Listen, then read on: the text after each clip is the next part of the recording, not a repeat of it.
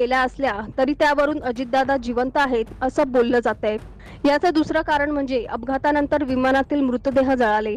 अगदी ओळखूही न येण्याइतपत त्या मृतदेहांची अवस्था झाली होती. पण एकीकडे हे असतानाही विमानात असलेली कागदपत्र मात्र जळाले नाहीत. जिथे अपघात झाला त्याच ठिकाणी सर्व कागदपत्र विखुरलेल्या स्थितीत पाहायला मिळाली. एअरफोर्स एक्सपर्टच्या माहितीनुसार अपघातानंतर विमानाचे 2 तुकडे झाले. त्यामुळे ते बाहेर फेकले गेले आणि त्यांना आगीची कुठलीच झळ पोचली नाही. अजितदादा जिवंत आहेत अशा चर्चा रंगण्याचं आणखी एक कारण समोर येतंय. ते म्हणजे अजितदादा ज्या विमानातून प्रवास करत होते त्या विमानाच्या पंखांचा रंग बदलल्याची चर्चा आहे.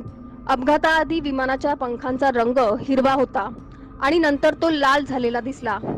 त्यामुळे अशा चर्चा रंगू लागल्यात की अजितदादा जिवंत आहेत आणि शरद पवार यांनी त्यांना परदेशात पाठवलंय.